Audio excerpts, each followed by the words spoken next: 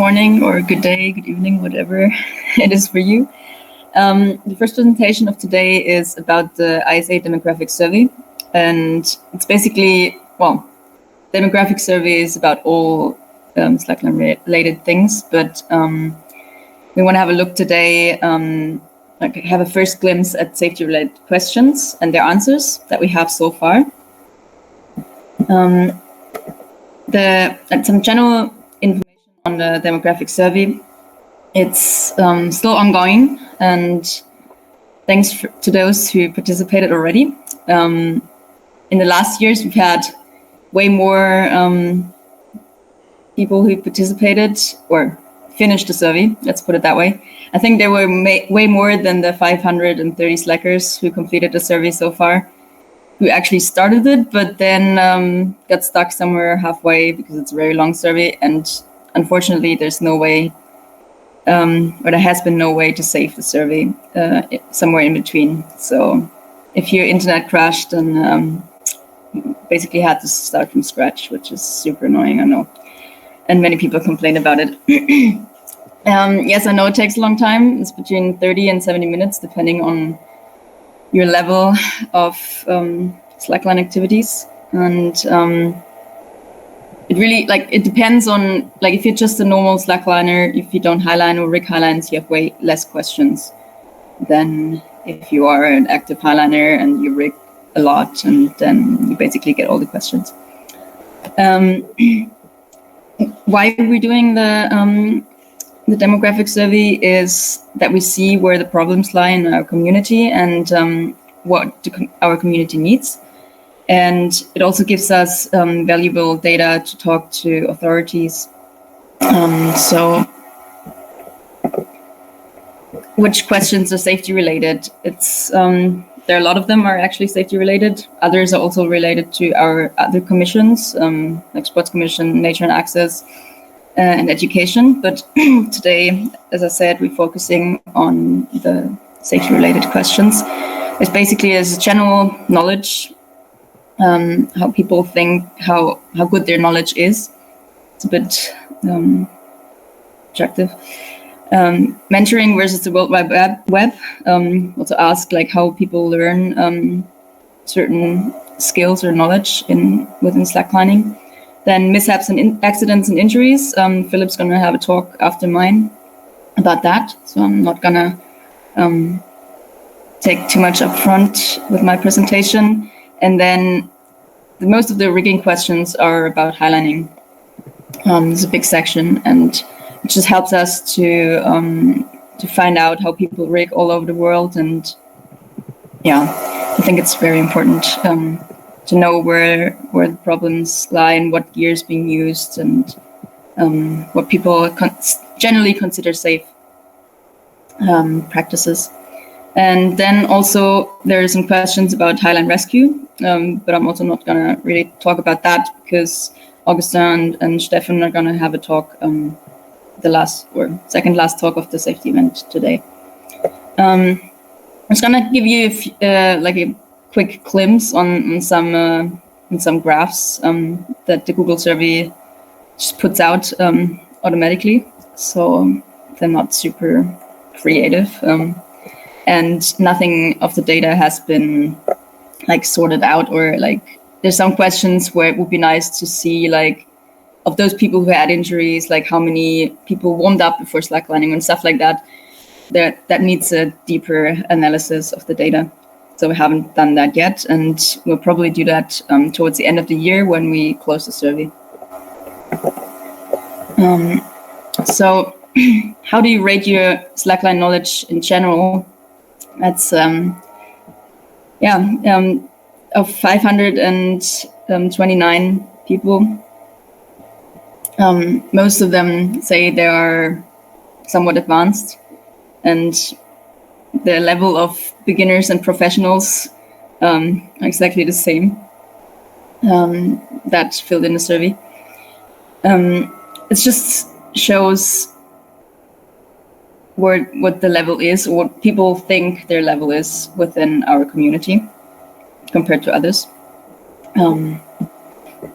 Then there's way more questions about that. It's just a quick overview of questions that we had there. A lot of questions. Mentoring versus learning from the World Wide Web is one of the questions. Is about channel slacklining and how you learned it, like whether you learned it by with someone, like you met slacklining or a friend, or if you read some books, or if you watched tutorial videos online, or just any video you could find. And it is important, I think, for the safety of our sport, that mentoring is still a big part of it, of teaching slacklining. So in highlining, for example, more than 75% of people had a mentor who taught them how to highline, and 66.4% also say they've taught someone else to highline. Those graphs are similar for, or like slightly less people have taught other people to rig highlines, or taught other people to rescue on highlines and such. I just have an issue with my power. Maybe I'll just have a very quick presentation. We might have a few more minutes. Mishaps and accidents and injuries. Philip's going to have a talk about that later. But generally, half of the people have suffered some injuries in slacklining that go beyond scratches and bruises. And here with this data, we can also see what are the dangers with our sport or our activity, or is it really that different to other sports? So we can kind of compare to other surveys in other sports. Also, people say that more than 25% have body parts that hurt due to slacklining on a regular basis, which is kind of a lot, and most people say it's knees. So we can, with the question of like whether people warm up or they do anything to mitigate the problems, we can see whether it actually makes a difference. Like we can compare the data on that. So the questions are kind of, they're all relevant in some way. Also, for example, with highlining, have you ever sustained an injury related to the leash, or depending on how you wear the leash, if that's also an issue. For example, tying the leash is also, like Philip is going to talk about it later, but the stopper knot above your 8 while highlining has become a very dangerous thing for fingers in the last few years. We've seen way more accident reports about that. Then one big one, which is scary and surprising. Have you ever forgotten to tie into your leash or tied it incorrectly? And 10% of the people actually say yes, they have personally. And a smaller percentage have witnessed someone else already on the line, not being tied in correctly, a bit less than 10%. And 18% or almost 19% have witnessed someone at the anchor, like while doing a body check or so, notice that people haven't tied in correctly. So that's quite a big number. And it just shows also in the deaths in the previous years that this is a big issue and body checks should be performed always. Then we have other questions concerning gear and maybe like what people use as gear, or if they had any issues with their gear. One example that I took out is, have you ever found burn marks on your highline webbing? And it's something we don't know much about yet. Like there's some lightning issues, some problems with electrostatic loading on the webbing and such, or interaction between mainline and backup webbing. And almost 32% of the people who filled in, who answered this question, there's only 355 responses on that one out of 530. But out of those people, almost 32% said they found burn marks on the webbing. So that's quite a lot. And it's part of our work to find out why that is and how to mitigate that. Then, 32% of people have had injuries or failures or misused gear. Did you have any gear incidents, failures, misuses, line C taping? And 32% said yes. And out of those, it's really interesting. We wanted to know how many people actually filled in an accident incident report, and 23 or almost 24% said they did submit a report for any significant injury or relevant incident, which is really nice. Thanks, it helps us a lot. And others, 36% said they would fill in the report form for their accident they haven't reported yet or incidents. So we hope for an of responses there. And others said, no, I won't fill it in, which is in some cases also okay, but don't hesitate to fill in the report form if you think it's just the same thing again, like the same injury or something. Just do it, then we see like what the actual percentage of those injuries are in our community. Philip will also talk about that a bit more later. Another thing is about rigging and what gear people use. So most people start on short lines and begin in line. Pretty much everyone has rigged short lines in their life. And we just see that roughly half the people who fill in the survey, which is also our like most of the people who are somewhat interested in safety related issues, they do Highline, and they've rigged quite a few Highlines, so you can see that through the graphs. And most people, they have different sets of gear. You can see that most people gotten rid of their trickline gear. Not many people trickline anymore, but it's just people still, you can see gear of long lining, and people who actually long line. There's a bigger difference than it used to be. So people don't long line as much anymore, but they still have the gear, for example. And it's the stuff that you can compare and compare it to the previous surveys, which can also be safety related, to see whom do we reach with ISA publications and such. For example, we had the longline backup publication last year. So we can see that most people who we reach, it's actually relevant for them because they own longline gear. Another interesting one that I found was what people think what the minimum breaking strength of webbing, what they consider safe for highlining is.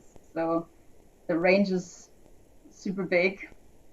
I don't know, like maybe some of the people didn't understand the question correctly, or don't know what the MBS means. But you can see that most people say that around 20 kilonewton or between 20 and 25 is appropriate, and there's a few others who say like 28 to 30 plus is their preferred MBS. But funny, like not funny, it's actually kind of scary that if you look at the data and compare what people answered, what's your favorite webbing for bouncing or walking?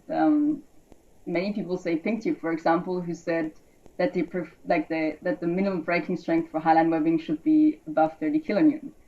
So that's like there's a big difference there, and I wonder why that is.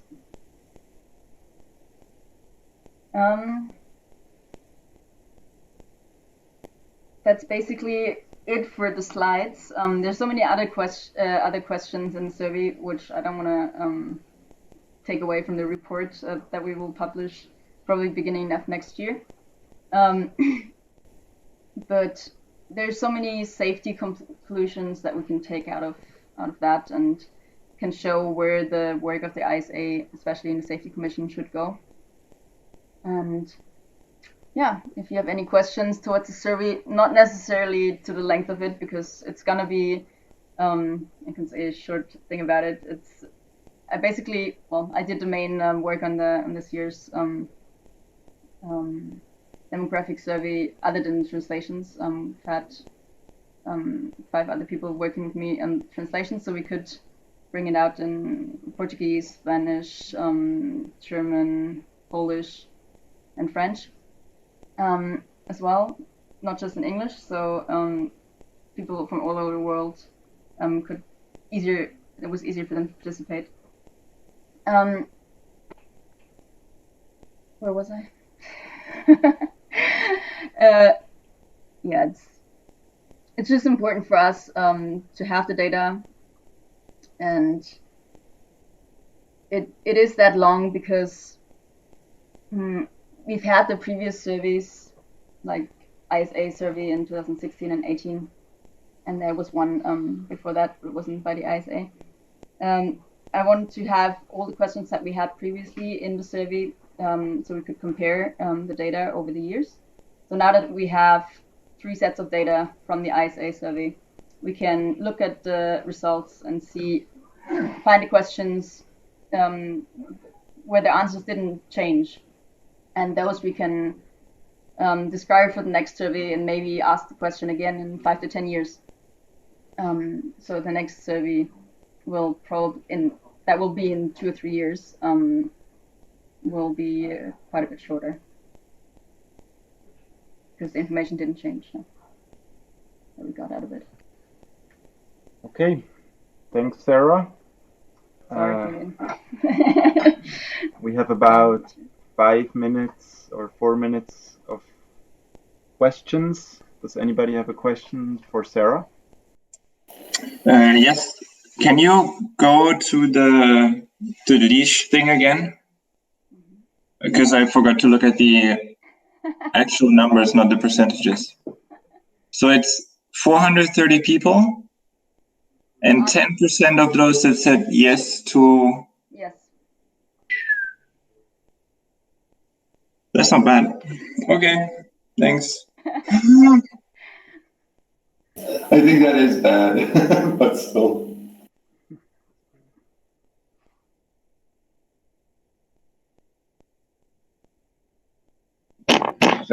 Sarah, Yes. well, thank you for your presentation. I have a question for the injury report. Like there were like 30-something% that said, no, I will not fill it in, and I won't. No, and I won't. Is there a reason? I mean, I don't know. I haven't filled in the complete questionnaire yet, so do you ask for why, or is it? I mean, it's a bit of a weird answer if you just say no. I don't give a fuck. I just wanted to know if people. I wanted to give them an option of not just saying yes or no. I kind of wanted to know of how many people would actually be willing and which people are not willing to fill in the survey. So that was my me distinguishing between the no's, because I wanted to know which people would actually be willing to do it and which people are not. So. Yeah, maybe that's something like for Philip for his talk also, but maybe that's something to look into. Why would people don't want to? I mean, I get, like I said yesterday, like sometimes you forget or it's too long or you don't have the time, blah blah. But if you just don't want, it's a bit. Yeah. I don't know why you wouldn't. I mean, yeah, okay.